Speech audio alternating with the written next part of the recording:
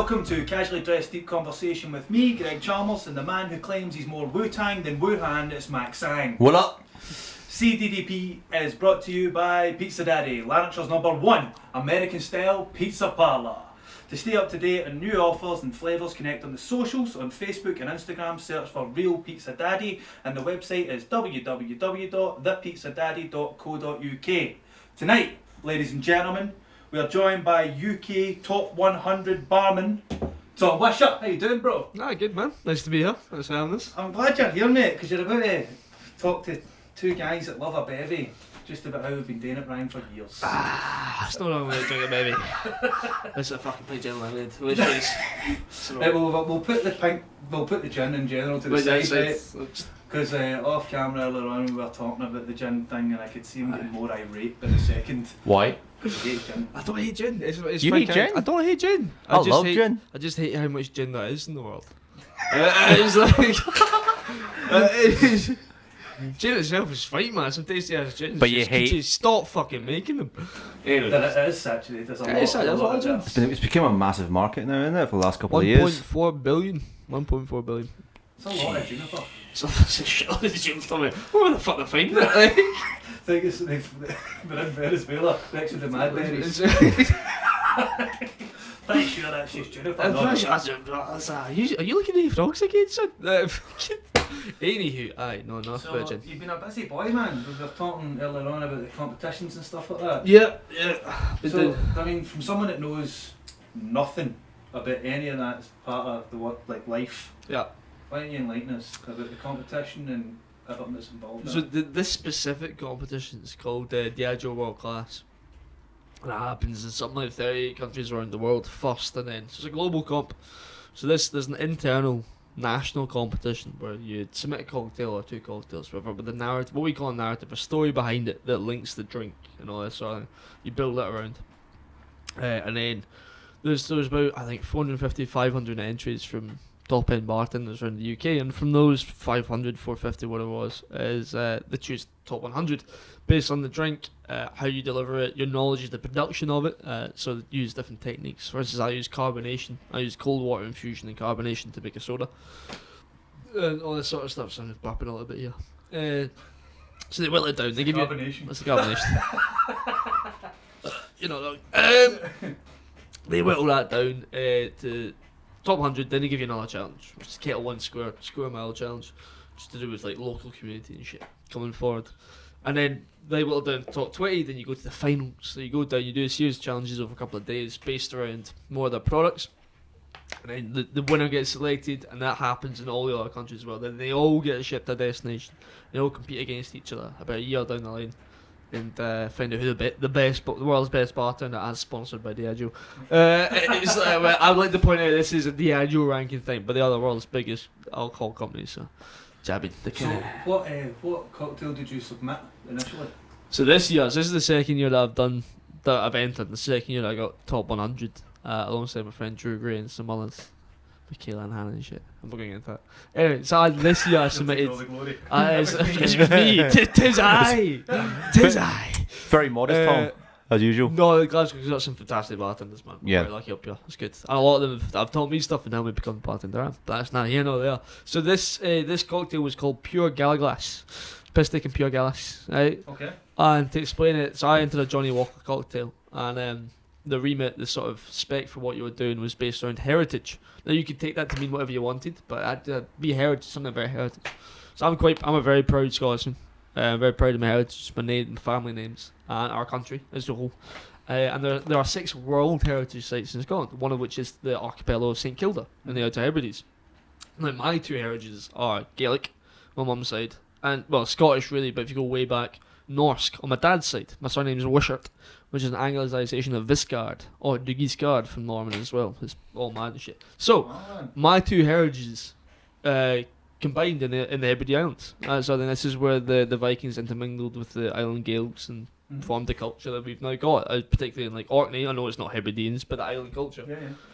That's where the 2 heritages come from. St Kilda's an example of that. Now it's a World Heritage Site because it's got a thing called cleats on it. Right? Baseball shoes. You somebody was going to take that like that. He doesn't know what He's I'm not talking got no idea. So in what I'm talking about, you missed that. Is what I'm talking about a type of stone storage huts or storage spaces. They're very particular to this place, and they stretch back for thousands of years, and it shows how cultures can combine, intermingle, and progress positively and create a new heritage, and the lessons that we can learn from that, particularly in a time in the world right now when we're quite divided across various different lines.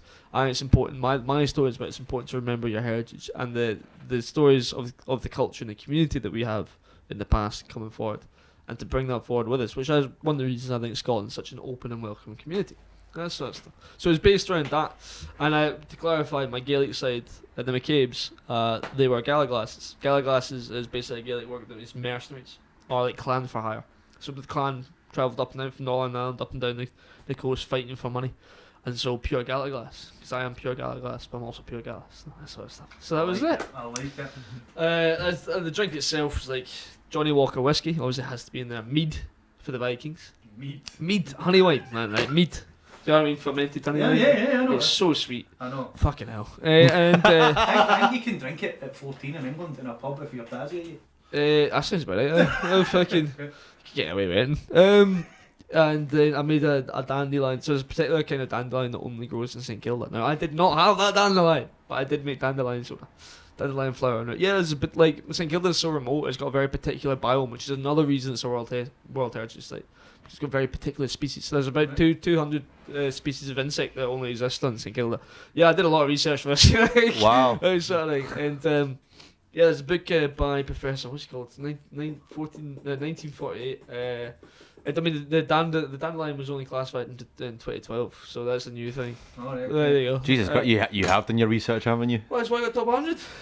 Skills, son. Skills, son. Not doing like that. But so length that, we call them highballs, right? So it's a type of trend of a drink called a highball, specifically a whiskey highball, which is popularised by, there's a couple of different stories about why it's popular. One is that Dewar's, the whiskey company, the guy, this Dewar's son, who was like a genius in marketing before the internet was a thing, like found a way to like market, and he could start, you can drink it as a whiskey highball and this sort of thing. He wasn't American, he was Scottish, but so it was based around that. It was Heritage Highball was the actual entry thing. So it's basically a highball is any sort of like tall lengthened drink. I'm sure that if I post this up, there's a lot of hate and people will be like, it's not that, it's this, or whatever. Bartenders are arseholes. But it's basically any lengthened drink with soda. It's carbonated highball sort of thing. So the whiskey soda is the traditional whiskey highball.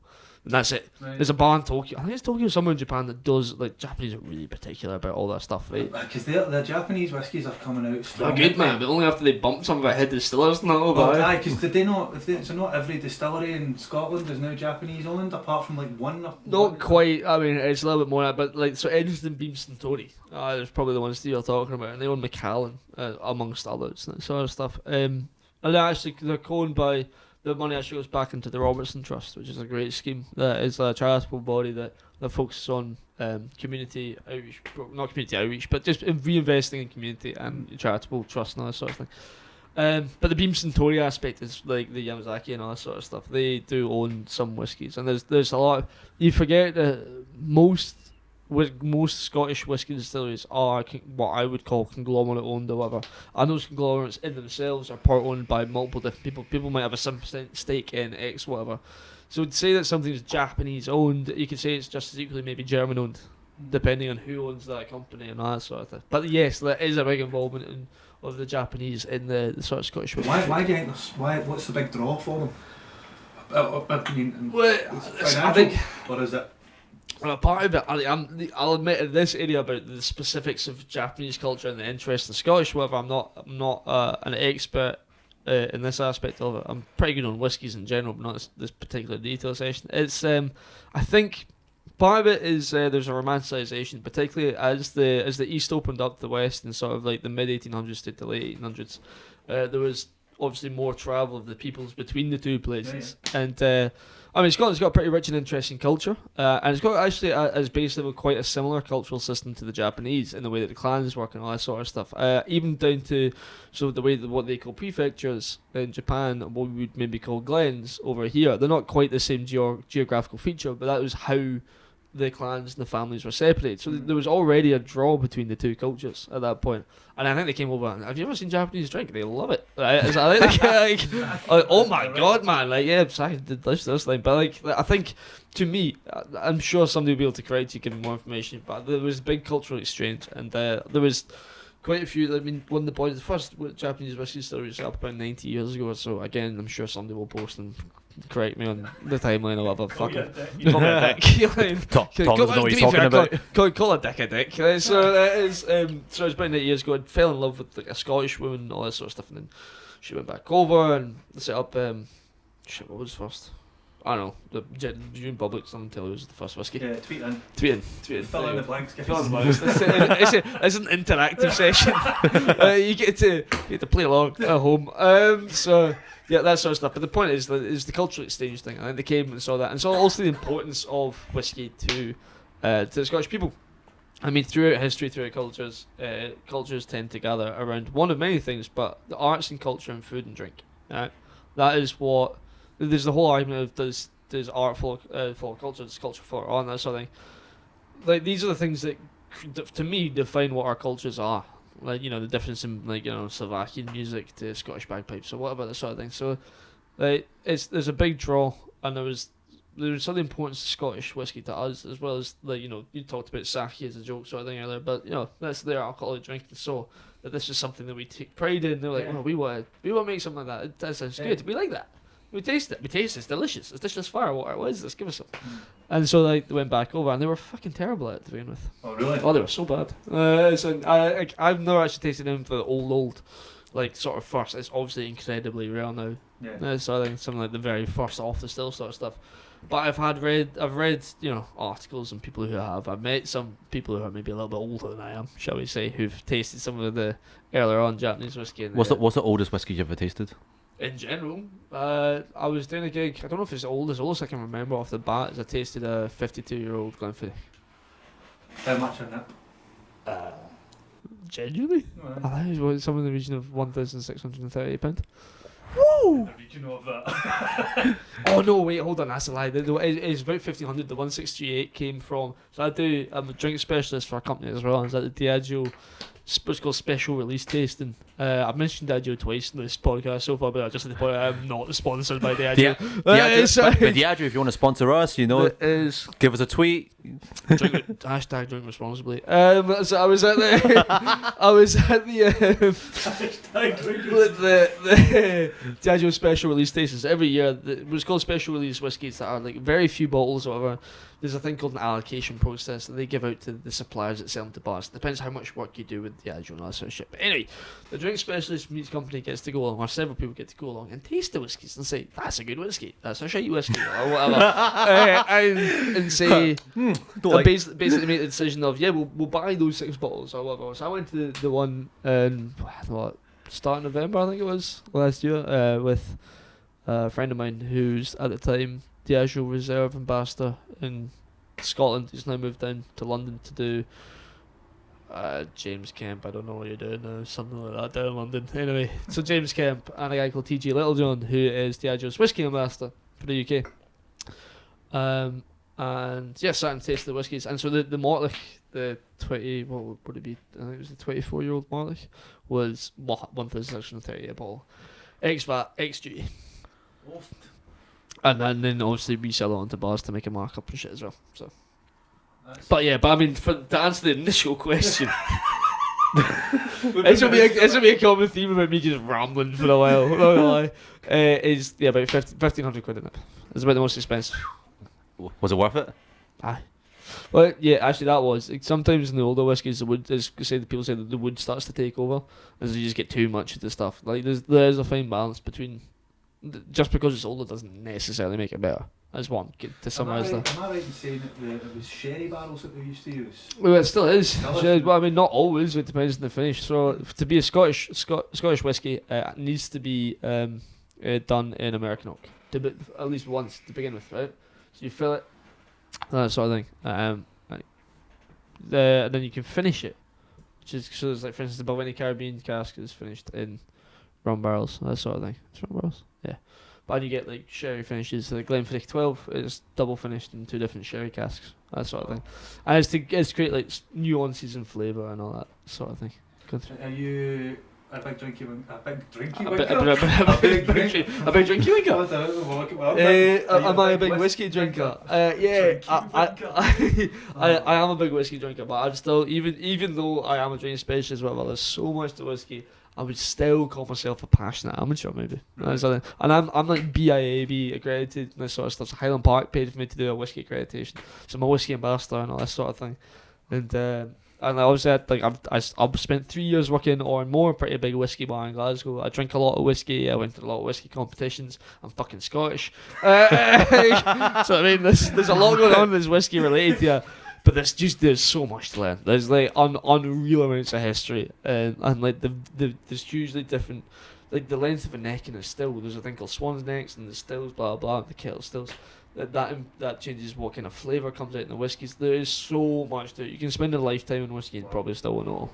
So would you say that you're most passionate about whiskey, or is there another alcohol that you're kind of more? I mean, again for the sort of like patriotic Scotsman and I'm saying like whiskey's a shit. I mean, it is, and like people are going to disagree with me. People will be like, no, our like brandy is better or whatever. Like, but to me, it's if you want to look at what makes the true like premium distillation history and culture and that sort of thing, look at the end product and what is.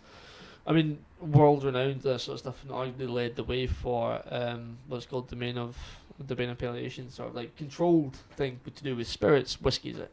Right. So, but I fucking love rum and tequila and mezcal, and like I'm just passionate about drinks as a whole. To be honest, just love getting mad. Spoken like a true alcoholic, you know. It's fun, yeah, but at least I'm functioning. Man. I love a tequila, man.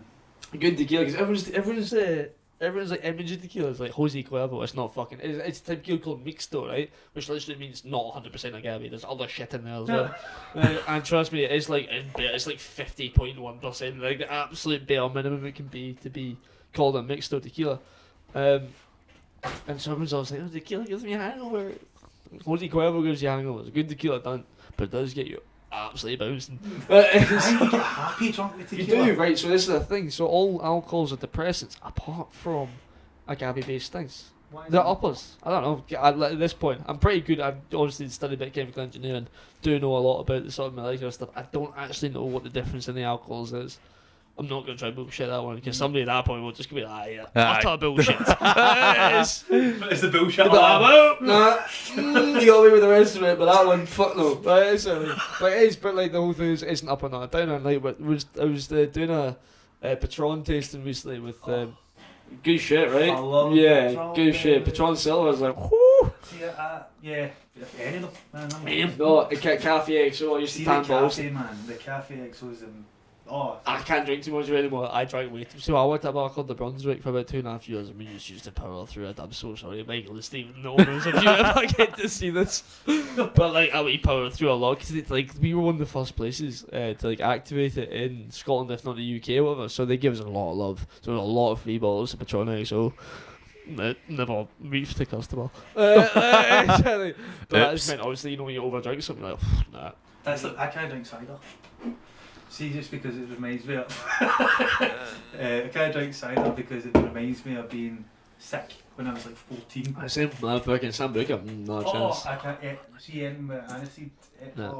Like, I love a drink called Kummel now, which is very similar, and I'm not going to get into that, but if it's aniseed led, I'm like, nah. Pernod and all that. Pastis. That's some good French shit. Pastis y cacahuète. So I speak French as well. Oh, do you? Okay, cool. So, talking about the French stuff then, so you're a big wine guy? I am. Again, it's like, I'm more spirits led as a whole. So it comes down, so I'm drink specialist. I've got a lot of knowledge about like other styles, so like wines and beers and ciders, whatever.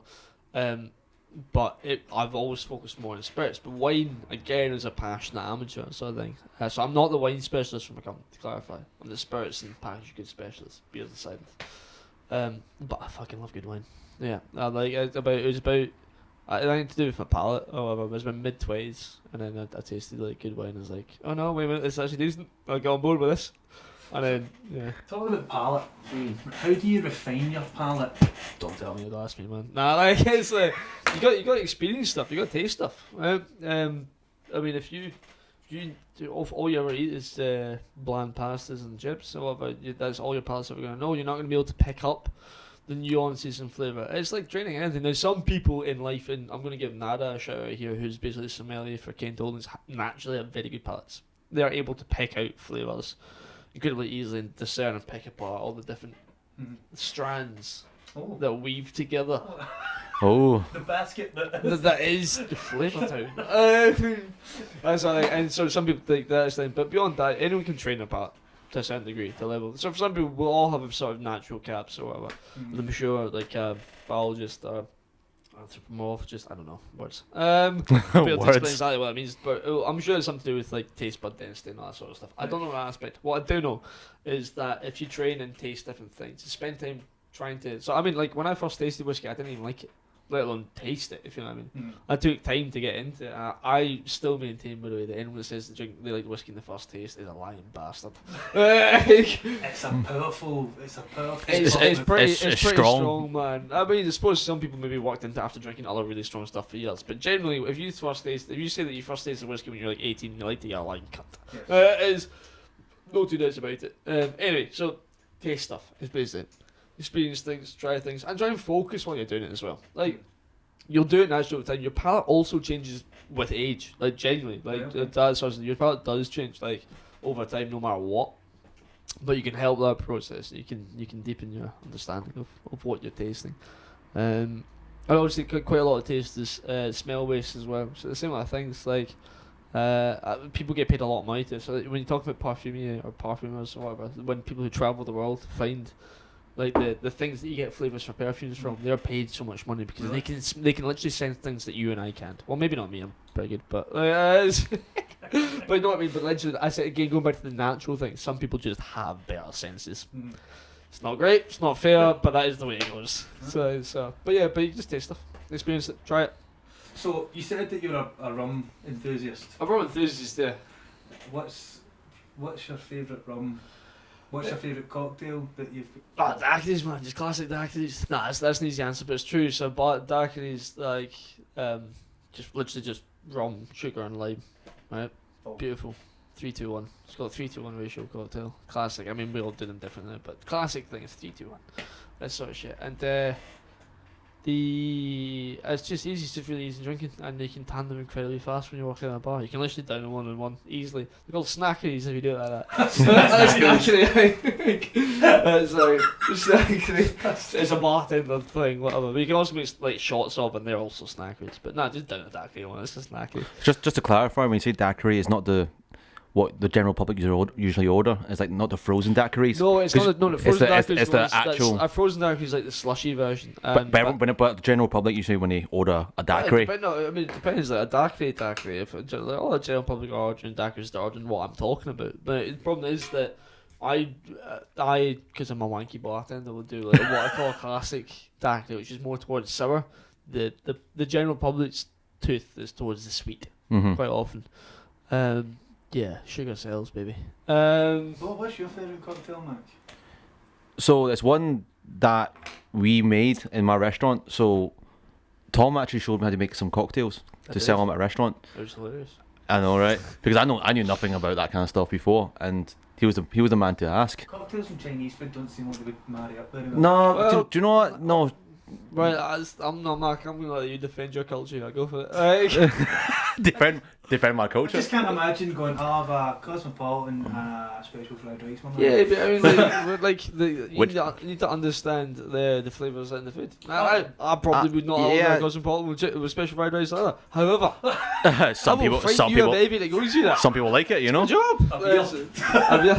No, my favourite cocktail. To answer the question, my favourite cocktail was one that he showed me. It was a Brooklyn Beauty, but without the prosecco, wasn't it?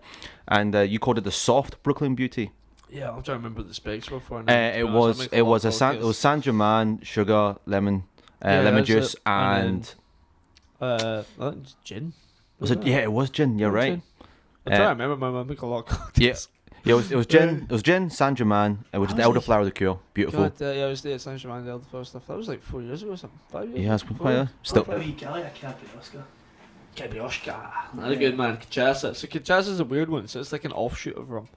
Because it's made slightly differently, but delicious as hell. Nice. You can drink them for days, man. So Caprioska, so it's actually vodka. Caipirinha is cachaça. What's the difference? Oh! There you go. Stick that in your pipe and smoke it. So, you've obviously got a wealth of knowledge about alcohol, right? Yeah. How does that, How's that helpful? how do you get to that stage? Well, I mean, Experience. Yeah. Lots of drinking. But you've also got to have an interest. I mean, Yeah, mate, I I love drinking, right? No secret. Everybody knows, right? But I'm not whittling it down to.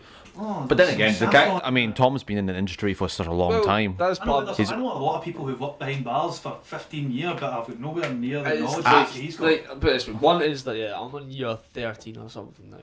That's right. 12, 13. No, 13. I think we're going to.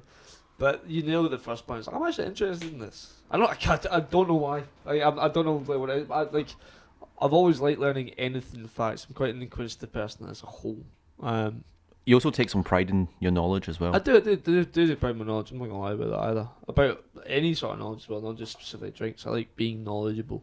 I try not to be a cunt, but being knowledgeable. See, can you learn that? What are you talking about? Not being a cunt. I mean, one rule of life is don't be a cunt. I've always liked learning things as a whole. And as I said, I'm particularly interested. Let's try to take it back a level for a second. I'm particularly interested in cultures and languages and that sort of thing. What makes that, as I said earlier, food and drink is a big part of that. Whether it's symptomatic of the culture or creates it, I'm still not sure. But they reflect each other. And I think once you understand the language, the food, drink, the music and stuff of a culture, you understand the culture better. When we understand the culture better, we don't feed it. Right? Ignorance is fear. And so when you don't fear something, you're more open and welcome to it. And, we might stop killing each other a little bit more. That's man, I love it how that's taking it right It's back. very deep. That's very deep, Tom. So that's part of it. It does reflect. I'm very interested in cultures. I like drinking and I like flavours and stuff as well. Like how to find what works and what doesn't. And cooking's great. But have you ever worked alongside a kitchen? I know you have. Right. Lots of experience. Right. Unfortunately. I'd never want to say food and actually work in that environment in my life. I worked in close proximity. To be honest though, more enough for me. Just fucking man. To be honest though, like a busy, as hectic as a busy kitchen is, and like it's also hectic behind the bar, and I think a lot of people, a lot of people in the public actually take for granted how hard bartenders, front of house really work, and they are under a lot of stress, as are most chefs and cooks. All hospitality workers, doesn't matter whether you're front of house, back house, whatever the hell you do, like it's not. Hospitality's hard. It's not an easy industry to work. See at year 2 of somebody being in hospitality. At that point, you can generally tell where somebody's going to make or break in that industry. After 2 years of doing it, you can look in somebody's eyes and go, "You're going to work on this for longer," and you can see. Don't even need to say it. So some people are just broken. To be honest, a lot of people in the industry are broken. I say, but the thing about this is, it's also quite. We actually off camera talked about this. There's actually a lot of, because exactly the highbrow stuff. There's a lot that's bad about our industry as well. But mental health is a big issue. It's particularly sexist still.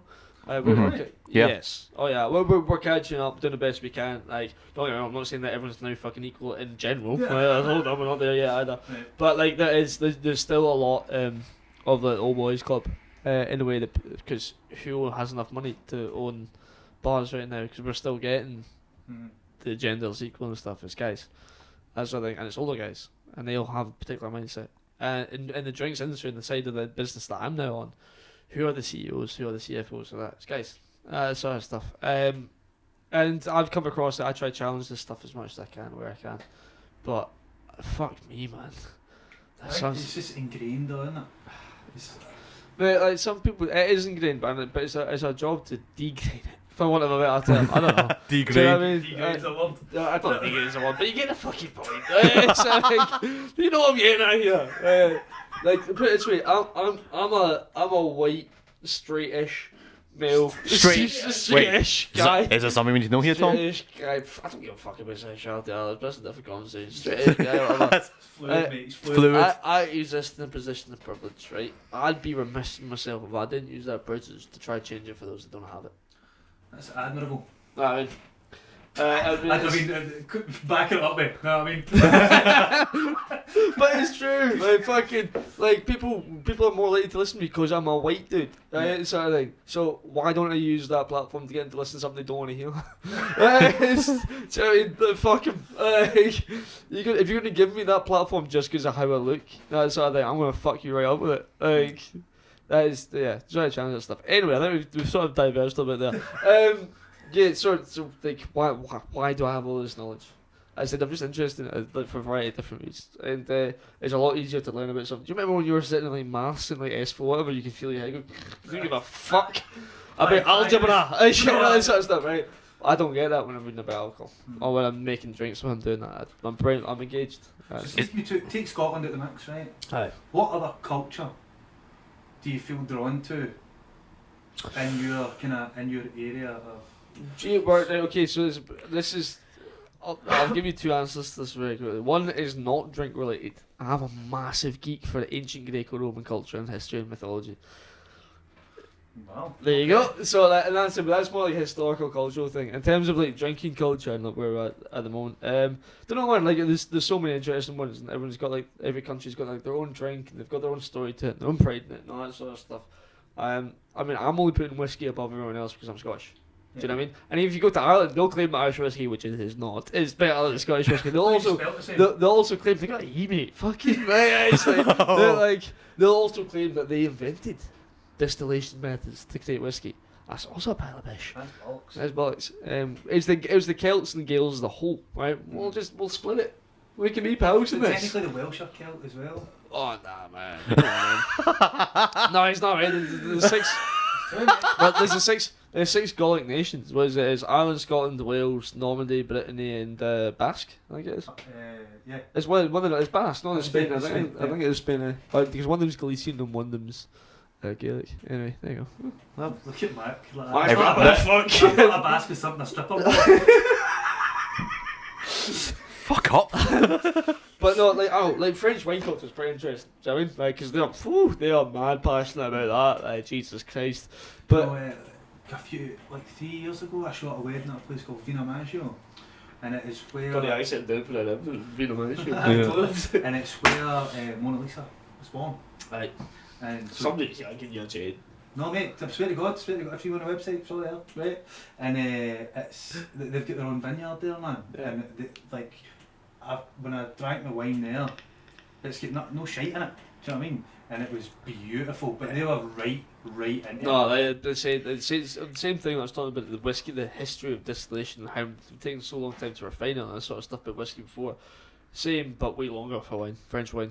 So it's the difference called the Old World, which really means European wine, and really means Spanish, Italian, and French, really. And the New World wine, which is everywhere else, which is like North and South America's, Australia's, and fucking South Africa's, and all sorts. But when you come to the Old World wine, I mean, you're talking about centuries of knowledge and culture. There's vines alive that are like 150 years old. Really? Yeah, they're called old vines, funnily enough. So you get like old vines, Zinfandel or whatever. And they produce way less grapes. And like you can never, again, this is not my area of speciality, so don't take this as gospel, but like you can, as far as I'm aware, you can never fully predict exactly how long a vine is going to produce for. But eventually over time it produces less and less grapes, but the flavour is more and more concentrated in each grape sort of thing. Wow. So you can obviously make less wine, but the wine that you can make from it is like bang tidy. Bang tidy. Is that in the marketing material? Should be. This wine is bang tidy. This wine is bang tidy. So yeah, it's like old vines. That sort of stuff. So obviously, Mac here is of Chinese heritage. It is. So do you know? I mean, I know nothing about Chinese and alcohol. Rice wine. Rice wine. There is also a spirit there, for the love of God, I cannot remember the name of right now, but it's actually the most drank spirit in the world. Everyone's like, oh, vodka and gin, blah blah. But it's only because it's only drank in China. And again, viewers at home, by all means, type and post and tell me what it is. Tweet. I'm gonna go Google search it after this anyway, don't worry, because I'm meant to be a drink specialist. But like, we'll get there. One step at a time. So they've got a thing there, but rice, wine, and stuff. Obviously, it's a big thing as well. Yeah, I mean, Chinese drinking culture is, I think, vastly different from the rest of the world because usually we don't really. I don't think we really have a palate for drinking. Not so much. But we mainly use alcohol for food. Yes. Right? Because Chinese culture is massive around food. You know, money and food. Right? That's our culture. Gambling. See, Come on, mate. no, right? Yes, gambling. But the thing is, like, I've always wondered why Chinese people gamble so much. Like, at least So have I. At least, Like, Not- I've been not- in the gallant phone. I know, right? Do you know? I'll tell you what I think it is, right? Because my generation and currently the new generation don't gamble as much, right? We're nowhere near the levels Right. of the old ones, right? I think. See the previous generations of Chinese people that have came to the UK, a lot of us work in kitchens, a lot of us work in takeaways and restaurants, which is long, grueling hours, Yes. right? And the thing is, I'm gonna let you know, like, Chinese food, when you're a chef, when you're a cook for Chinese food, it's actually one of the most underestimated and underrated style of cooking.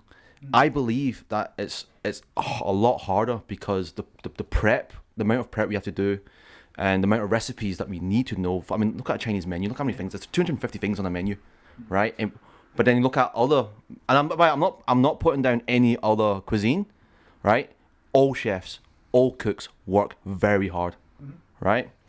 But I think that in Chinese cuisine, it's particularly harder, especially at the price point that we sell it for the amount of effort that's involved, right? Do you think it's underappreciated because it is so prevalent? So the thing It's been here for quite a long time. So when the What first, I was going to ask as well, to add this as well, also, again, because the vast majority of what we see is what we call Chinese takeaway, do you think it is undervalued as well as a cooking style? So that's what I mean. It's very undervalued. Yeah. Because the thing is, how it kind of happened was that, when Chinese immigrants first started coming to the UK, and we didn't. Like, can we go into this from gambling?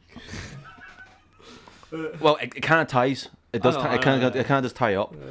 But when Chinese people first came to the UK and started doing, they couldn't speak the language, but what could they do? To earn some money, cooking, laundry, kind of manual stuff. That people don't really want to do.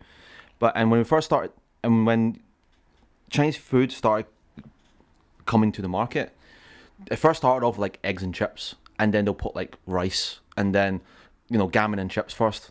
And then they started slowly introducing Chinese meals, but kind of like, British Chinese food, for the British taste, British palate, yeah. British palate and stuff like that. So chop suey was a very foreign thing, and then they had to slowly build the menu. But the thing is, to further attract, local people to buy from these Chinese cafes and the newly open, because people back then were like, well, what food is this? This is very alien, very foreign. We can just say racist. I didn't want to use that. I will. But I'm the white dude. I can do it was very Remember racist, right? the whole platform Listen. thing? They were racist. My people have dealt with a lot of racism as to a lot of other ethnic minorities, but that's for another conversation. But one of the things we did to kind of attract business was to make it at a low price point, make it very cheap, so people go, oh, it was, very, very cheap. Oh, if I can go get it. And then the thing is, what that's done is created this kind of perception that Chinese food is cheap. Look, we are using the same ingredients. We are using a lot of times it's the same stockers, the same suppliers. That's the word, yeah. Exactly, same suppliers, but our price point for the same amount of food, like quantity of material, is far lower than Western cuisine, right? But anyways, kind of gone on a tangent there, but as I was saying, a lot of Chinese people worked long, hard hours in the kitchens, and at night when they finish up, a lot of them don't want to go home, because it's escapism. But in the board, and now where a lot of them, were like, well, where can we go to socialise? Where it's open, because bars and pubs are closed, casinos. And now in the casino, and I think this is my theory. I think the casino became just a social gathering. It was a vehicle for Chinese people to get together and talk shop, relax, blow some steam, and then the gambling part became an addiction. Yeah, okay. Right? Because the thing is, gambling's actually not really legal in Hong Kong. At least I don't think it is.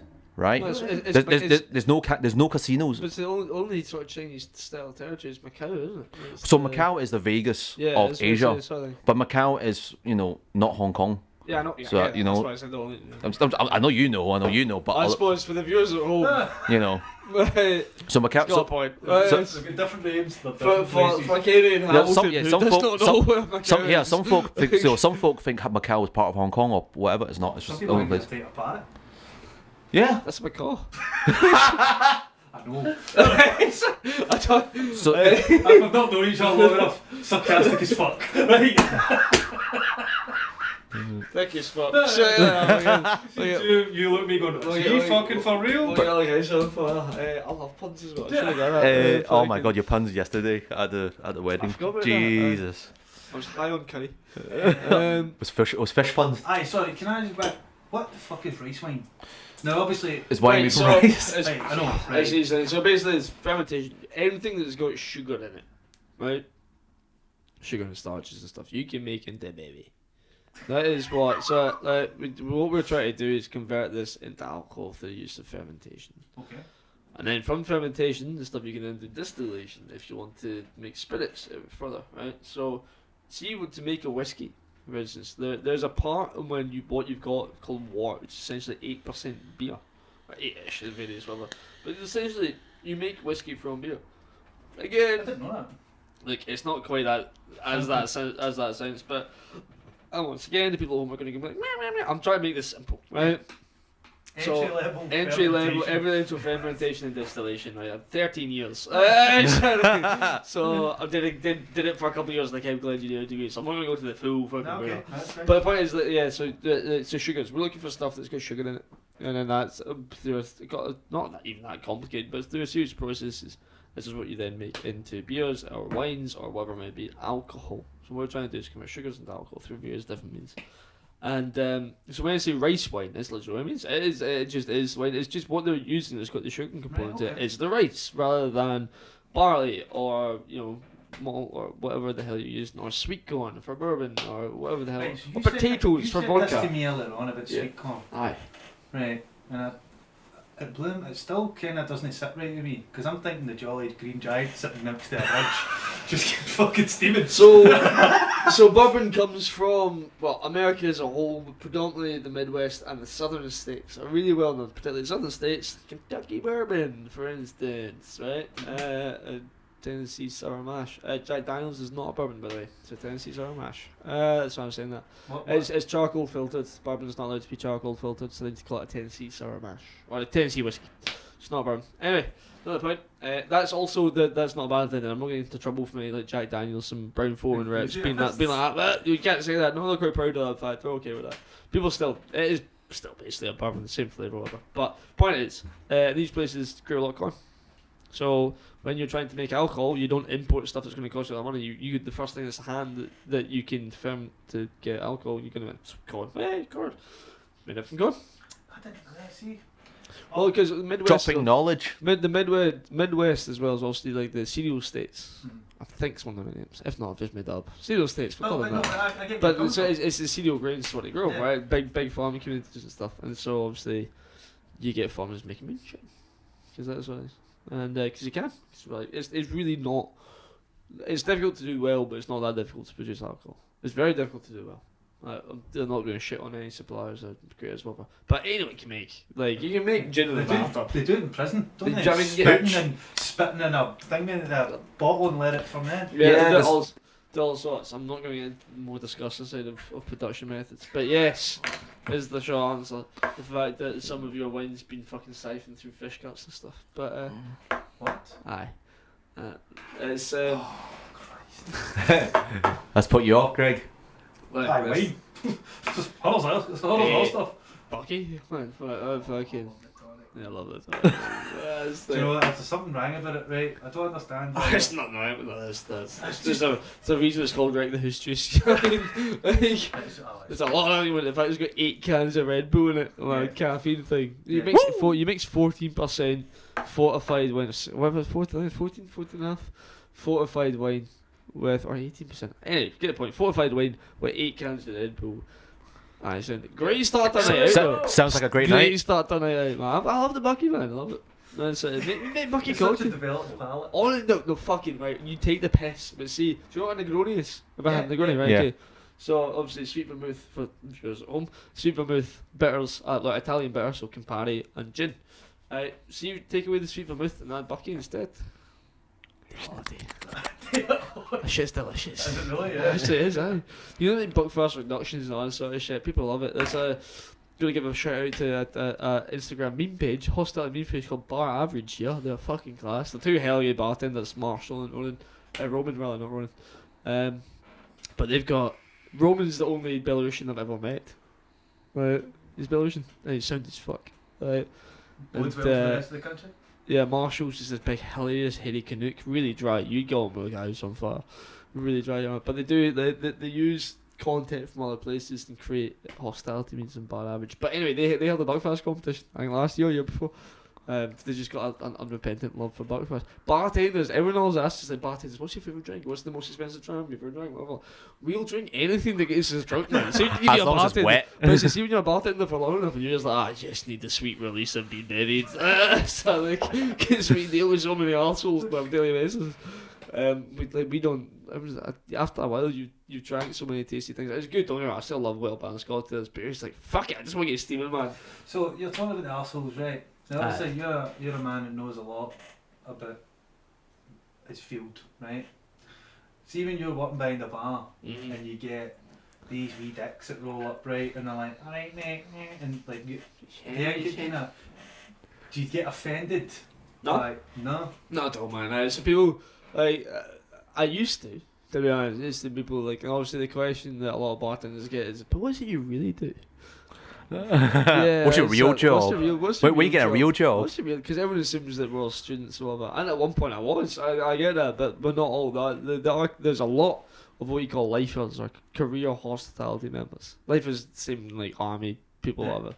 It's your career there for life, and so like, and obviously people don't view it as like a lot of people don't view it. It's the perception's changed a little bit now, but a lot of people don't view it as a career, as a path, as a genuine job, because because you remember that everyone's come here and they get drunk, so it's a fun environment to men. So it must not. People forget that you're actually still doing a job. Yeah. This is why a lot of people don't have respect at the end of the night, because they're steaming like, oh, but just one more like, no mate, it's against the law. I get food $5,000. Oh, you're shite. You're no fun. No mate, I'm actually at my workplace right now doing my job. You're the one that's been a cunt. Right? I don't come into your job. I don't come out the dogs and slap the dicks at your mouth, so fucking don't come into my luck and fucking tell me give me one more baby. No! Every bartender in the country, when they hear this, will like, yes, fucking on you go, Tom. No, you fucking tell it as it is. Right, but anyway, the point is, like, do I get offended? I used to. Particularly when I thought I was like, oh, like everyone had to like the drinks that I liked, like whiskey or like a stirred down martini or whatever. At the end of the day, as I said, I was talking to Greg about this off camera. The aim of what we actually do in our game is, as much as I want to be a drinks wank and create drinks, is in the name of our industry, it's hospitality. It's about knowing what the customer wants, about giving them what they want. Now, it doesn't mean I have to put up with them giving me shit, right? We're servers, we're not servants. Right? Amen. Very, very distinct difference, that sort of stuff. But if you want to drink a vodka lemonade, I don't like them. I don't give a shit. It's what you want. You're gonna pay money for it. Fine. I'll try this. That's my awesome drink. Come on. Come on. Anyway, but the point is, whatever it might be, the point is that you like and I don't. But it's what you want, and so I'm gonna give it to you. So as long as you're like semi-respectful and like even I don't even get offended by what you actually do. I just go this. I know you say this is what I do, and they're like, oh, but like. It's not a real job, you don't get paid that much money, and I'm like, well, I've been paid a lot of money a lot of times to do a lot of good things. I've travelled the world doing this, I've been places, I've done gigs for like billionaires, I've done like really fun pop-ups, I've done all sorts. I mate, you sit in your call centre and type away. You can have your real job. Yeah. Right, so I mean, like, I don't get offended, I know what I do, and I'm happy doing it. What drink that you don't like to make? Like, there's no drink I don't like to make. What's gonna what? Political answer If here. it, if No, it's no. right- What's gonna happen? Mojitos, right? See if I'm Oh, fucking. I love a mojito. No. I love mojito. Mojitos are delicious. It's not about the drink itself. It's the fact that for some fucking reason, when I'm 4 deep at the bar on a Saturday night at 11 o'clock, some arsehole comes up and goes, "I want a mojito." I'm like, really, mate? You want the drink that takes me 2 minutes to sit and muddle fucking limes and mint while like everyone else? Is that you? I asked them not to muddle a mint and clap it. Aye, no, you I see. It's still a shit. Point is, it still takes time to do that. It is like, oh, that's it's not actually. I mean, a lot of bartenders would probably tell you something different. It's all about like having to prep stuff, whatever. Realistically, there's other drinks that I make that take just as long to make. I think it's now just like a learned thing in my head. Some dick's gonna go 6 mojitos. Six mate." mojitos, mate. I know. Don't get me wrong, they're still not fun. They're not piss easy to make. But like, they actually quite need a little bit of balance to it. So you're basing the mojito on the time thing? If that's the case, I would have thought like an old fashioned would have been someone they wouldn't like to make. No, yeah, true, but like if I've set up my station well, you could argue. This is what I'm saying. You could argue the same for mojito, but if I've set up my station well, I can make an old fashioned pretty quickly. You don't need to start an old fashioned for like 6 to 8 minutes. Like I'll tell you, you're not way over the loot stuff. This goes back to a time when we didn't have like ice machines, and I'm not going to bore you with the dilution, the whole chat about like dilution rates and stuff. But that's the thing. Yeah. Basically, Dilution rate. well, yeah, it's like how much water goes into alcohol from stirring from the ice and that sort of shit. Oh. I'm telling you, this is why I don't get offended when people think that this isn't a real job. It is. Like, I've got probably more knowledge to what I do than the vast majority of people out there. So, Mate, that's why here to be educated. to do with that, but it goes back to a time when we didn't have modern ice machines and stuff. So really now you just need to chill something to start something till it's chilled. Ish. Again, as I keep saying, somebody's going to fucking weigh in on this No, one. you don't. But I'm just trying to make this as simple and basic as possible, accessible if you will, sorry. And so no, I can make an old fashioned pretty quick, and like it's a fairly common drink. I'll be prepped for that. My station will be ready for that to happen. See what I'm getting at here? Yeah, I get you. It's the same as you were talking about the prep required for the Chinese kitchen. And Yeah. stuff. The prep that we do beforehand, in a good bar, there's a lot of prep that goes on behind the scenes that you don't see. We're prepping all our homemade tinctures and syrups and sodas and whatever it might be, and then batching cocktails, because we batch cocktails, right? That's not heard about that. All that does mean is that we blend the alcohols that are in that particular cocktail in the ratio that would be in it in the drink. Scaled up. And then just pour it out. It's not cheating. We're doing the exact same thing to clarify. It's literally just saves us. It's called ball touches, right? How many times do I need to make an action? How many times? See if I can shave 5 seconds off 40-second serve time, and then I do that serve time 200 times over the night. Yeah. See what I'm saying? Yeah. So we do this to, like we do this much like preps the kitchen to be efficient, to be speedy, and to make sure that the customer gets the best experience. And consistency is a thing as well, because that way you know that every cocktail's coming out with the exact same ratio, the exact same taste and all that sort of thing. So what's the worst one? Yeah, I'm going to go with mojito, but it's just this like Pavlovian learn thing in my head. You're a wee mojito bell, like mojito. What's gonna happen now? I'm waiting. I'm waiting. Do you know it's beautiful? You see a lot of the bars I work in don't carry fresh mint. Don't carry fresh mint. I'll bring it in myself. Some bars don't fall. Here's a bushel for you, mate. It's like, aye. No, I don't know. Like, I'll make it, man. Like, it's what I get. It's the same. Like, it comes. What's the customer want? I'll give it. Unless I'm a dick. I'll take for that. So, if you had to pick your favourite cocktail, Yep. what would it be? Good question. I'll really like a Corpse Survivor number 2. A what? Oh, it's like another wanky bartender sort of drink. It's a classic drink of the kind called Corpse Survivors. The story goes that they're made for bartenders by bartenders who are hungover. Hence Corpse Survivor. So this one is like citrus gin. Traditionally is Lily Blanc, kind of white wine aperitif, but cocky Americano is probably the closest of natural flavour part for what we have these days. Lily still exists, but it's a different recipe. Triple sec, so like Cointreau or whatever. Cointreau's technically not just triple sec, but again, too much detail. And a little dash of absinthe and the citrus stuff. So it's really light, fresh, but quite still a bit punchy now. So I see you drooling, man. You're like salivating right now. Wee absinthe by me, wee green fairy. Oh, come on. Well, come on. Henry's just released an absinthe. Did they really? It did indeed. Or absinthe style drink at least, because it's only like 35-40%. So absinthe's obviously like 70%. Yeah. Blow It's your like head off. chartreuse, man. I love it. Chartreuse is another very bartendery thing. Oh man, that's a killer. It's good though.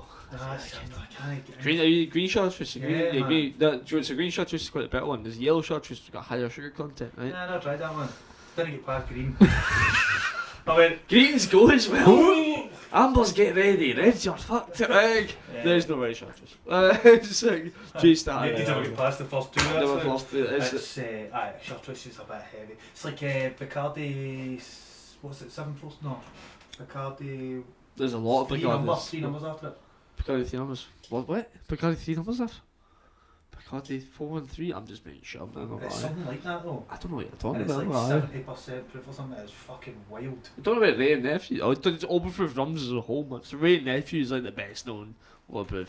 Jamaicans. 151. Is that what it is? 151 means, yeah, so you got like Gosling's 151 and all that sort of stuff. I didn't. Did Bacardi have a 151 probably? Yeah, basically a 151 is a style of rum. Tends to be dark and overproof. Doesn't always have to be, but yeah. So 151 relates to the amount of proof that it is, right? And you half that to get the ABV. So 151 is what, 75 and a half. So it's close. Aye. No, it's no. You're right. My apologies. 151 it's a style of rum. Sort of thing. Right? Yeah. Okay. So many different things in 151s. That's for sure. Okay. There you go. Hill. That sort of thing. Yeah. So favorite cocktail. Yeah, Court of Twos. I don't know. I like things that are blue and pink. No, it's a joke, man. There's a whole thing. Like obviously, I shout and pink gin earlier on, but it's a whole thing about blue and pink being flavours and bartending. And this sort of stuff it's a bartender joke. Do you want to Can edit address? that out. Do you want to address this pink gin elephant in the room? Aye, what the fuck is it, right? Okay. What the fuck I've is been waiting pink for gin? this question the whole fucking Right. night. I'm going to just set this up. So basically, Tee it up for me. earlier on, when you were outside, we were having a wee chat, right? Right. Getting to know each other. We were just shooting the shit. Shooting the shit. Gazing soulfully into each other's eyes. I said And I you guys will get along. And I happened to bring up about this influx of gin. Yep. And I Trigger saw Trigger me. look in his face. Is it when he anger? said, fucking gin. Fucking gin. Right, so, why do you hate pink gin? Like, I don't hate pink gin, right? I said that it's not like I don't hate gin, I just hate how much of it there is in the world. What I hate is what is developed around pink gin. And we call them Sandras. Sandra's. Right? What is this? Old Sandra likes a pink gin. Sandra is middle-aged, shrieking, and out with 4 of our pals on a Prosecco Girls' Day out. She loves her pint gin and tonic. Sandra, Karen, or Sheila. Karen, Sharon, Sandra, Sheila's, right? There's a variety of different names. They've all got the same haircut. Sort of thing. And this is a horrendous stereotype. I'm going to admit that right now. Sadly, it's fucking true. Sorry, but sorry, I'm being a little bit harsh, not overreacting sort of here. But the thing is that they go, oh, he's a pint gin. I mean, there's no definition for what a pint gin is. There's nothing. So some people take it to mean the pink gin liqueur. So liqueurs are sugar lead and between like sort of 40 and 22%. There's pink gins that are like gins just macerated in raspberries that are 40%. Blah blah. It doesn't mean anything. It's not a thing. And like one thing, there's also a pink gin cocktail, which is something from the French colonial days in India. That's alright. There you go. So that sort of stuff. And like it's just that if. To be fair, I can't even put my finger on exactly what it is. I don't think any bartender really could. But I think it's just something about the way that somebody goes, oh, I want a pint gin. I think I know it's this. I think it's that, and this sense of knowledge. I don't know that comes with it or whatever when somebody asks for it, and like how it comes across. I honestly see you trying to put it into words. I can't. It's just something about it all just really winds me up. Is it the pretentiousness? Well, kind of, yeah. Kind of pretentiousness, but the fact is, no, it's not even really that pretentious. It's just, and it's a drink that people enjoy. I'm just saying that people should be able to drink. I mean, what they want and enjoy it. It is easy drink. It is easy drinking. It is very easy drinking. It is very easy drinking. See, the thing is, what's with the big glasses? They're called copas, K-O-P-A, copa glasses. Right, okay. Aromas. It's to do with gathering. So a rounded glass. Same with when you see big wine glasses, big bulbous ones. So there's a thing called volatility in any sort of, well, technically any liquid, but particularly ones that are volatile, such as alcohols, right, which means basically evaporate. Is really what we're talking about. So over a certain amount of time, like the alcohols will come into equilibrium with the air and whatever. It releases certain compounds and evaporates. Now, if you bulb it, right, it's big loud. You allow the gases or the flavors, whatever, the vapor to gather, and then the tighter thing is, the less it will escape. means you get more nose and more flavour, and you can sense more of the stuff. So when you come in to drink it, as I said earlier, aroma is a big part of flavour. Okay. So all these volatile gases were gathered in the copper glass, and then you come in to drink it, goes up your nose while you drink, you get a better, fuller flavour experience. Wow. Dropping science. Mate, I love that stuff, man. That's. So actually, what I was going to say, in line with the pink gin revolution, In line. prosecco. Aye. So everyone loves I hate prosecco. Right. I don't like champagne either. but- Okay. No, what's your specific question regarding prosecco? Are you just laying that one out for me Aye, as just for well? you, Just to see what happens. like, Well- I know you're going to go fucking Fucking prosecco. Rant No, away. mate, It's like, I mean- it's like you're like. I'm just like the fuse. So, but prosecco can be produced in vats. Champagne and cava can't. That's the crux of it. It's nothing wrong with it. I'm not mad keen on it. I'm not mad keen on many sparkling wines, to be honest. Even champagne, even like good champagne. I'm not against I'm not a big it. champagne It's just not for my palate. Again, going back to palate, it's just not. I'll drink it and I can enjoy it. I know it's good quality when it's good quality. It's just not for me. In a particularly loud fashion, I'll still fucking drink it though. Cause you're going to put something that's 200 a bottle down in front of me, I'll be like, aye. Bang on. But it's prosecco is the most mass-produced and cheapest of all the sparkling variations, right? Just go drink cava, man. Cava's pretty tasty. Cava's essentially Italian champagne, right? It gives me a really sore head. I'll do it. White wine gives me a really sore head. It's because like a lot of wines have obviously got sulfites and pollutants and that sort of stuff, and stuff that's kind of alongside the alcohol as well. To clarify, that's putting toxins into your body. So obviously, the hangovers come from the breakdown of alcohol and its constituent components and that sort of stuff in the liver, which is then it's like a 14-step process or whatever. It breaks it down to various different things, and so various different pollutants break down in various different ways, and have various different toxins. Certain things give you worse hangovers for that reason. Amongst others, also the volume that you drink, obviously, well, kind so- of matters. But yeah, so like it gives you headaches. Yeah. I mean, wine kind of does for most people. But like, even when I'm drinking it, I mean, like I'll have one glass of. Well, you might just be intolerant then, man. Like, I ain't gonna lie. Like, if you start to get a hangover while you're drinking, you're probably developing intolerance at some point. I hate to be the better man using this one. Bastard. That's just it's white You wine. just said you don't like drinking wine anyway, so fuck it. I know. I'd rather just get right stuck into something good. What's something good for you? Okay, like, I mean, you've been asking me a lot of questions. What's something good for you? Well, I'm a CC man, Right. so I drink Canadian Club. And ginger. Yeah, CC. Oh, I mean, it's a Ryan Dry's that you don't. It's Ryan Dry. Yeah, Ryan Dry. Also tequila. Good man. Good man. From my travels, I was sort of introduced to 42 below. Yep. Vigila vodka, really good. Yeah. You can drink it straight when it's been in the freezer. Yep. Hence why it should be served at 52 Fahrenheit below. Is that not the reason Yeah, why it's called yeah. otherwise? It's Something like that. It's the damage, man. And but it's also the best way to get rid of a hangover. Right, hold on. So you might not have said there was a 14-step process in the breakdown. That's what it is. That's what here a dog is. So alcohol, fresh alcohol, inhibits one of the steps in that, so it stops the production of toxins. Really? So that's why it works. So the whole idea is that you're meant to take like a nip the morning after to stop the creation of toxins. Then you get fed, you get showered, you get all the good shit that really helps your body's craving hydration and nutrients. So when it starts creating toxins again, it's more prepared for it and that sort of shit. But then again, it's also getting over that when you have a hangover and you just smell alcohol again, you just want to bulk. You know what I mean? You might. No, it's No, for me it does, man. Like, clearly you need some more practice, Mac. Nah. No, man. I can't do it, man. See, as long as it's ice cold. What I used to do when I was younger. So I used to, if I'd been out, Get high in your supply. I would get a drink, melon Bacardi breezers. Oh, yeah. Freezing cold ones. Oh, mate. Get them in you, man. Banging. There's a couple, so obviously I don't know if there's any other very nuanced and developed drinkers such as myself that have tried the ND 2020 electric watermelon. That's your absolute business, man. Shit, it's tight. Well, I don't know what it is about the flavour of melon that lends it so well to Mate, me. that's what I'm doing, man. I'm a melon fan. I'm a melon head. all about the melons. Mate. All about the melon. But nah, not that well, fuck it. But yeah, so I mean, there's melonade aperitif. Right? So aperitif, white wine based sort of things. Maduri. Any Maduri. Don't give them the duty. But yes, this is a melonade aperitif made by fucking like monks. That's it. So the France is delicious. It's basically fancy.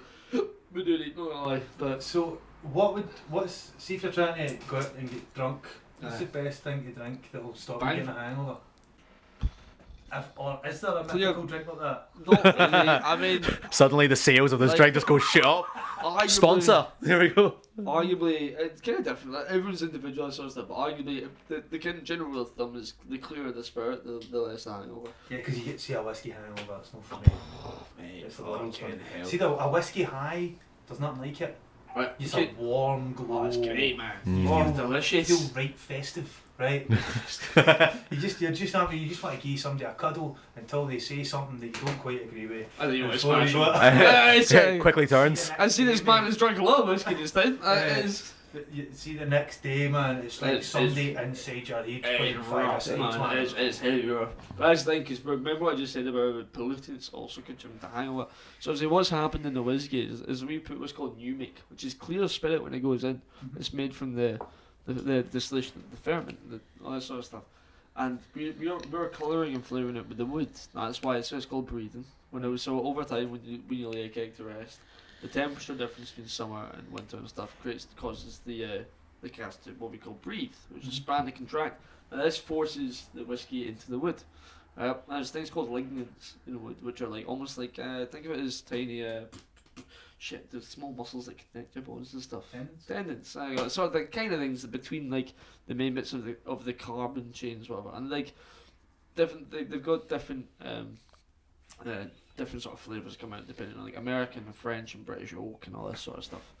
But what's happening is the whiskey is forced into these like tiny cracks in the wood and taking the flavour as it expands and contracts, gets forced in and out.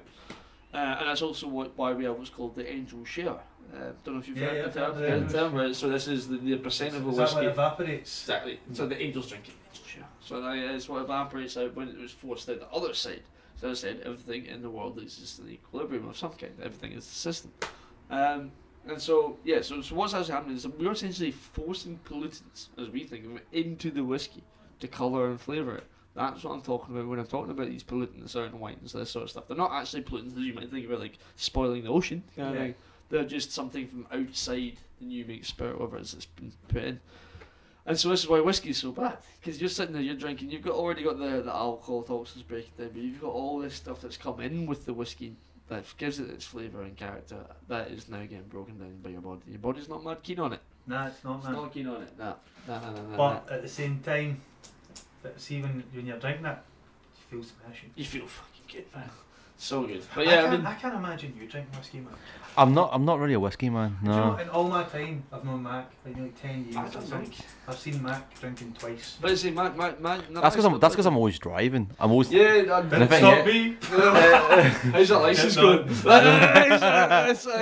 I mean, no, but like, I respect that. I mean, I know it sounds. I don't mean to be patronising or anything like that, but so many people have got such a blasé attitude towards drink driving. I know, it's ridiculous. It's ridiculous. That sort of stuff. I admire that. Like you've actually, you know. But the thing is, like, I'm always working, I'm always driving, and the thing is, like, well, I've got a tough job, so doing it with a hangover just makes it 100 times worse. Oh mate, tell me about it. Oh yeah, it's the worst thing in the world. So then, It's bad going into a bar with a hangover and you can smell the baby. We find a way to sort ourselves out pretty quickly. do you like a Bloody Mary? I do like a Bloody Mary. I prefer Bloody Marias. Bloody Maria is the same thing. So the bloody family, if you will. It's just the bloody family. the bloody family is just bloody, and then whatever comes after it tells you what's in it. Bloody Maria is like tequila or mezcal. So I gotta say, good shit. Red snapper or bloody snapper's gin, and then you got all these other ones. So. It's the ideal breakfast drink along with a mimosa. Mimosas are great, man. How you can get away with morning drinking. You can get away with morning. You can be morning drunk. If you're drunk in the morning, you don't care about people thinking you're drunk. No, but I mean if you're not drunk yet, you can sit and have an omelette and a Who's you know mimosa. he's drunk yet? It's okay. If you're down, you think I'm gonna get drunk this Oh morning. yeah, drunk this one. No, yeah, I'm a big fan of all the above, to be honest. There's very little I don't like drinking. God. Brunch drinking. But no, to be fair, Sundays, right? I love Sundays. Sundays are my day off, right? So Sundays are like the bartender's Friday. Right? So the way it goes, if you think about it, and then Monday and Tuesday are Saturday, Sunday. But so not many of us actually work on Sunday, because by the time Sunday comes around, everybody's already done their weekend drinking, right? And so you've got young families that are out for brunch, and you've got other bartenders. And both of these crowds are hilarious. These bartenders, well, a bunch of fucking weirdos, reprobates, the absolute weapons, cutting about, just bamming each other up, alongside these loving young families. But the thing is, so the young families, the young parents are still in their late 20s, early 30s. They're still close enough to, like, remember the sesh. Remember the sesh. Got a bunch of reprobate trade representatives getting alongside a bunch of young parents who are reliving their glory days. Well, Wayne's involved. Right, Wayne's and Doug's just cutting them out, absolute mayhem. And so I hate walking Sundays for the aforementioned reasons. But honestly, see, day drinking on a Sunday is it's just one of my favourite. He's like, he's always known you never plan Sunday day drinking. It just happens. They just coalesce in this beautiful tapestry of individuals who happens to be available at the time. You just put out the call, and then like the Avengers, the drunken Avengers, they just appear. Right? Instead of Hawkeye, it's Squint Eye and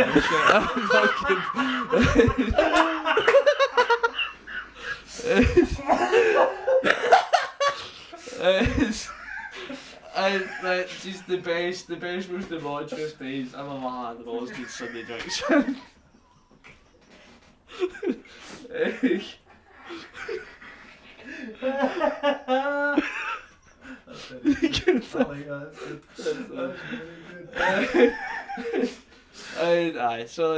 Sunday day drinking. Man, there's so much good to bartending. I used to like going out on Monday because it was always hospitality night. Like, see down at what's the shop?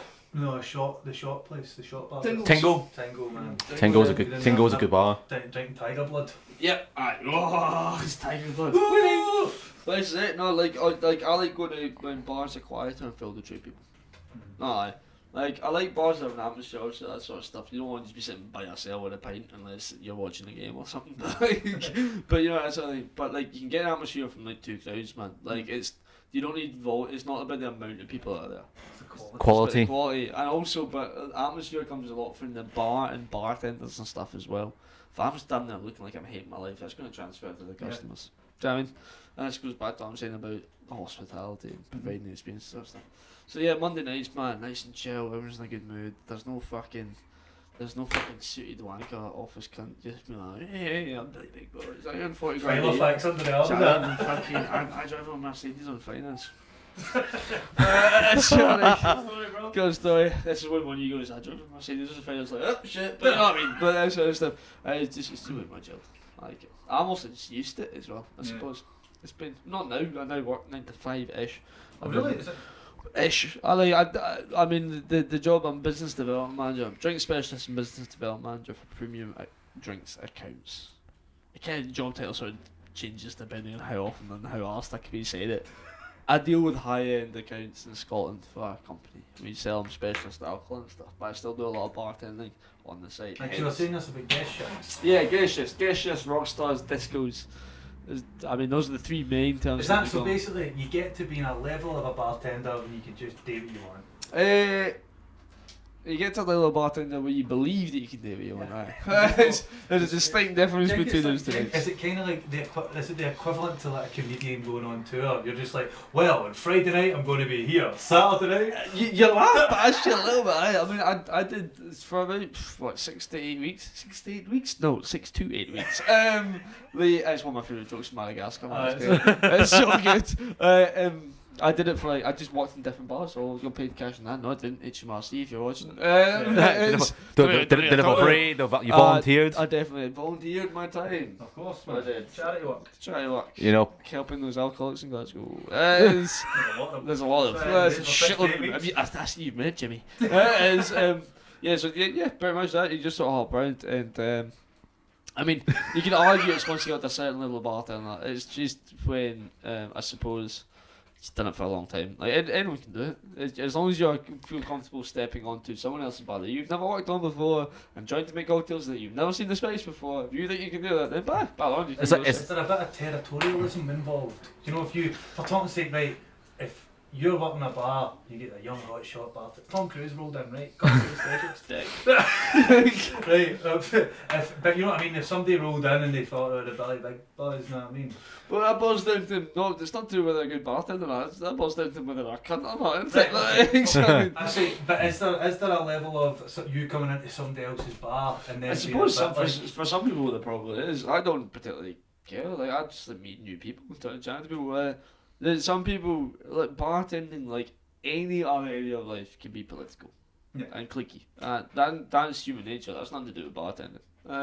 And so yes, like sometimes I'm sure that can happen. For me, no, I'm pretty happy-go-lucky. I don't really care, man. Like as long as you come in and you can do your job and you're not a dick, bar on. I don't, you know what I mean? I don't hold. I'm mostly like proud of my knowledge and what I've done, that sort of stuff. But I'm not overly proud about it. I'm not precious about it. No. So you're you're proud of what you've done. What would you say was your sort of highest or your sort of best experience? I mean, there's probably there's a bunch of pop-ups that we did in Glasgow. There was like Candle Rigs, the Fish Place, and Tontine Lane, and that led to actually what is now Actualty at the Carlton, and the Bars Arts and Design. But they were really fun concept pop-ups that ran for the Tontine Lane one was literally done in Tontine Lane, just off High Street, and it was like an old Glasgow bus maintenance garage. And it's that old lift with the shutters that go across, and that was down where was the office where we would count money and do other things, and then come back up.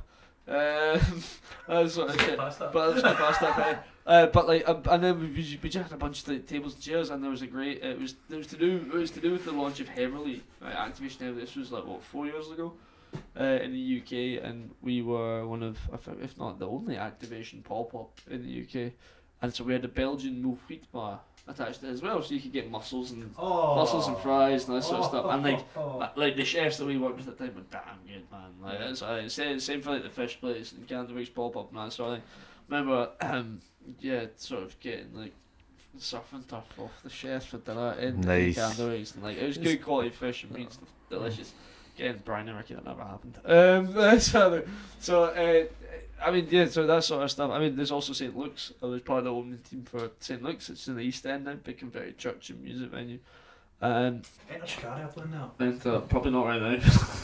No, but not right now, but like... But they played there before. Aye, because I'd never heard of it before. Yeah. And I just went on to see where Enter Shikaria were playing, and I was like, where the fuck is that? But so it's obviously just off the Gallagate, and we opened that at a time. There's now like the Gate and Actualty and a couple and 226 and a couple of places, basically undergoing gentrification, right? But when we opened out there, it was all the old Celtic bars. Some of which are still there. That's certainly.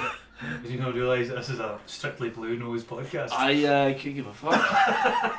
10 in a row, here we go. Don't use any of that part of that. Okay, we're getting 10 in a row conspiracy. We were getting on so well anyway. Well, so no, the point is, do we just call it? We're just going to call it the league now. So that is. That's not happening. That is. The point is, right, so when it opened there, there was nothing else there. That place shouldn't really exist. But we put a lot of blood, time and effort into it, and so it survived and it worked. And I mean, a large part of that, not gonna lie, was the gigs, both Barrowlands, because Barrowlands just around the corner, so obviously like 4 times a week you've got crowds needing fed and whatnot for that, and then our own gigs as well. So the capacity of the things like 756 or something about that. And so I'm actually quite proud that it's still there. And it wasn't just me. I was part of a very big team that delivered it, and some of that sort of very few, but some of the team are still there. Alex Richards, shout out to you as well. The ops manager because they bought a second bar off it and stuff. So it's not only has it survived, it's been successful enough to warrant it turning into a group. So that's quite nice. That's a sort of legacy feeling, if you know what I mean. Like I helped create that and build that, and it's still. See, there. I thought you were going to mention the competition you did last year, where you went to. I wasn't quite finished yet. No, sorry, Mike, just let the boy finish. It's a valid point. I was sort of, but Mike's got a point. Another thing that, like, I mean, I've done. It's only in recent years I really started doing like competitions and stuff, and last year I did a lot of them and did reasonably well. But we won of them as part of Team Scotland, which was there's 24 bartenders went down, did a thing called the Reiki Expedition, ran by a man called Fabs Latham, who's he's stunningly wonderful human being. Like, honest to God, like for an example of an individual, and he's the brand ambassador for Reiki Vodka, owned by William Brown's. And they took us down, so we all did an entry cocktail and that sort of thing, and then they selected 6 from each region, which was London, Scotland, the Midlands, and turned out to be basically everywhere else. That's what they ended up calling themselves. So it was like Wales in the north and that sort of shit. But so 24 bartenders went down and did this thing, and it was like a day experience. We'd never met, or at least the team's gone. Some people had loose connections, but never really met each other before. 6 was Kells arrived late, like the idiot that she is. I love her dearly. She's lovely. But anyway, so the 6 we got down. We started off with a gorge walk. So bear in mind the bartenders are not early morning people. No. Right, we arrived at Penrith or whatever at like fucking 8:30 in the morning. We're all just like fuck. Half is closed at like 4 the previous night. Or by previous night I mean 4 hours ago or whatever. So we're all just like right, and so they fucking get all wetsuit up, not wetsuits, but like waterproofs and jackets, helmets, and chuck us in a goddamn river and like make us like boulder along and like sit under waterfalls and try to swim up heavy current streams, and then pull us out and send us on a 7-mile foraging hike. They give us John, Top Shagger John. Right? Top Shagger John. John was an absolute fucking legend. I don't know, like he was like 64 or some shit, and like he was. I've never seen a man so passionate about foraging apart from Fabio, who's part of Team Scotland. Now, Fabio was an Italian gentleman who's now also part of Team Scotland. It's one of the 6 that came down. I've never seen such a bromance like it. The two of them, man. They get going to halfway through the hike, where instead of going like, "Oh guys, come look at this," like John just went, "Fabio, come look at this." And all of us like, "Cheers, John." Just let me fuck it. But it was great. So we did this 7-mile hike. We got to like navigate around. You get given a map, go find waypoints, go, and along the way you'll be taught some foraging stuff. John will show you the shit and all sorts of stuff. So we foraged a whole bunch of like wild berries, mad berries and that sort of stuff along the way. Like pineapple weed, which is this lovely little weed that grows that would taste like pineapple with a finish of caramel at the end. It's delicious. All that sort of stuff. Yeah, it's great. So we foraged a bunch of stuff, and then we get to the shores of a lake. I'm like, right, you need to row. And what? You need to row to that island over there. There'll be 2 guys sitting there, and you got to answer the riddle. Oh Christ. Right? that and you'll get a box of secret ingredients, that sort of thing. And so we rowed over, and we give there's this. It was just bar average that I was talking about earlier. This Canuckin Belarusian, it was sitting there and sitting there pissed. Like, sitting at these 2 wee deck chairs at the top of this tiny cliff, and you just hear hello. Like, just look up. There's this bald Belarusian looking back at me. I was like, right. Roman's a lovely dude. Just a glad with that one. And then we go up and so here's the riddle, actually. See if you can figure this. What comes out of both a gun and a glass? A shot. Hey, you did it way quicker than we did. Honestly, we were sitting there for like days. I think it's like it's obviously a drinks related question. Like, I think it was Fabio that got it. Yeah. Point is, give us the box. The whole time we were singing like "Hooked on a Feeling," right? You know the song that became the song for Team Scotland. Don't know why. Just started singing at some point and it stuck. So that we go over there. We're like the second group to arrive over, and there's this pier leads into the lake, and like we have to wait for all the other teams to get in behind us anyway. So we spend the next hour slamming shots at Reka and jumping off the pier. There's some cracking shots and stuff from the media company there with us and that sort of thing. Anyway, everyone arrives. We're still jumping off the pier, so we don't hear the call to go up to the camp. So we arrive about 5 minutes after, and they've already sat and had the power about telling us about what we're actually doing for the comp, and we rock up late. I'd be like, oh, what? So we run into the tent and start getting sorted and that sort of shit. I was like, I'm running out, talking to Fabs, being like, Fabs, how much do we actually need to break in it? And then we're back and that sort of thing. We come up with this cocktail and we call it Group Sex. Because it was related, it's really hard sort of thing, it's related to Group 6 compounds on the elemental table. Sure, obviously. Right? Sure is, right. No, but we did talk, we all got on, this lot on some of my best pals. We got on so well that we made a joke. And it was me that said Group 6 with my accent. Mm-hmm. Aye. Group 6, because it's an answer about there's a certain bushes in the world that if you like master it into war, then it releases Group 6. So iodine, chlorine, all that sort of stuff are Group 6 in the elemental table. And they can be found in naturally occurring in some plants. So you can use it as disinfectant. It was about this chat. I was like, is it group 6? You know, and they were like, group 6? And then I just sort of stopped. So we called it group 6, and arguably, I'm not gonna lie, it's probably the nicest cocktail I've ever been partaking in. Really? It was fucking delicious, man. So I had like rakia, thistle cordial, foraged berry, shrub. Shrub's a kind of technique that involves like so we used apple cider vinegar, like an acidic component to make it and that sort of thing. Moss tea, I said the rakia, lemon juice, and yeah, that was it. Garnish with a chamomile flower. Oh, a bit of pineapple shrub infusion in there and stuff as well. It was absolutely banging. Best thing about it is that none of us tasted it when we presented it. We ran out of time because I said we were late, so we were rushing about, and so we were trying to create. Handed it in the taste? No, I had no idea. No idea what it tastes like. So we made two like batches of it, like 2 drinks, and the first one. So we all took a section, and so I was talking about the gorge walking part of it, and cause we're all trying to figure out the whole thing was like you need to talk about your experience of the day and like what you've learned and you forage, and so we created this narrative around Norsk, like the power of 3 and the 3 different things that we did and all that sort of stuff.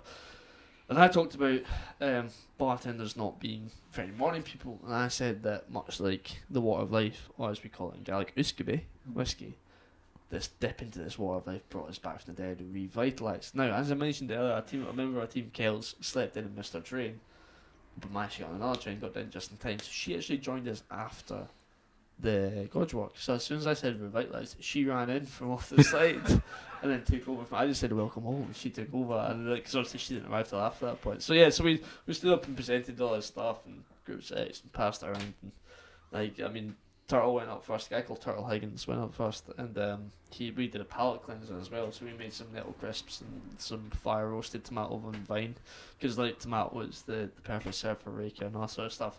As well as the pineapple weed infused vodka was the palate cleanser before they tasted the cocktail, and then they tasted it and that's all great. And we were the first team up, and I've got to admit, I'd usually overly critique myself when I walk away from stuff like that, but I walked away from it.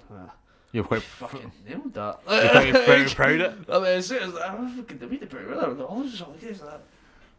It's pretty good, right? But I was like, yeah, just what if the drink was any good? I tasted it. So we passed them around, and then obviously there's one for photography and one for the judges' taste. The one's done with the photography one, and there's the photo I got up on my Instagram and I saw that, and then when you got a taste it, and one by one I was like, that's really good. It's amazing. It's amazing. So yeah, sweet. Like long story short, we ended up winning it. And the really funny bit as well is that as we got to like the pier to jump off and that sort of shit when we went to everyone else, we're sitting down by the beach, all having jumped off, got down a couple of shots. And I was a bit down, and I think it was Kel's went, what's up here? Like, I was like, I've had a really nice day, you know. Like, if we win this, we need to go to Iceland. I need to compete against these to like try and win the final. I don't really feel like doing that. Everyone's just sitting looking at me. I was like, what? He's like, you taking the piss? I was like, Tom, this is the final. If we win this, we just all go to Iceland for a holiday. I was like, fuck, what? I lost my shit. I started jumping. I was like, I'm fucking win this. We're fucking gonna do it. All this sort of shit we did. I mean, I've gone to Iceland. We got flown to Iceland for like 3 days and did like glacier rafting with the AGV buggied up a mountain. We got absolute party in a bar called Pablo Disco Bar in Reykjavik. Pablo Disco Bar is good, man. Like, that's right up your street, man. Start the night, nobody was dancing, but at the end of the night, we were all lay back in Reykjavik, a bride and groom's fucking mouth and easy invitation. It was great. Fucking, I made some like fantastic pals for life, man. So we saw the Northern Lights, completely out of season. And it turned Chan's birthday at midnight, and as it turned our birthday, we're sitting looking at Northern Lights and stuff. Jesus Christ, man! For me, full of the baby. Oh no, we were heavy full of the baby. No, man, don't get me wrong. But that's what made it magical. It's for me, it's magical. Like we spent talking about mimosas. We spent an afternoon floating them on the hot pools after like on the side of the day, just floating about and all the wee fucking pool noodles, drinking mimosas. As the baby was all just going because of the suction of the cup just making popping noises. We're all so pissed. I'm pretty proud of that as well. Like it was the first UK final I've won, the only UK final I've ever won at this moment. Done very well through a lot of comps and stuff, but it's the one I've actually won. I did it alongside some people who are some very good. I just love how you won it without tasting drink. Yeah, so to be. Like what? Like I that's. mean, it turned out, It's like the planets lined up, give you this perfect experience. We're all pretty good bartenders at that point. Anyways, beginning, obviously, part of knowing what you're doing is not about balance, what we call balance in drink, about how much. So you knew what to expect we anyway. knew roughly what was going to come out of it. It was still guesstimation though, because we barely could taste the shrub, so we didn't really know how strong the shrub was. For instance, shrubs can be quite powerful, or they can be quite weak if you don't make them right. And that sort of thing. So we had to just kind of trust that we'd done it right, and that's what we did. It's great. So yeah, I mean those sort of things. There's a lot to be proud of. Probably I'm most proud of the people I met along the way. Yeah, man. Yeah, I just had so many good people in my life have come from being a bartender. If you want to talk to me. So. Well, I will call it a day or two. That's a good way to end it. What's your Instagram handle? Say it right down the pipe, my man. So it's TW, so it's TWE.DUBBA.U. That's TW. Tom Wishart. Cool. Well, thanks very much for coming. Thank you very much for having us. No It's a nice problem. time. Really appreciate your time, man. No problem. Thanks. And good night.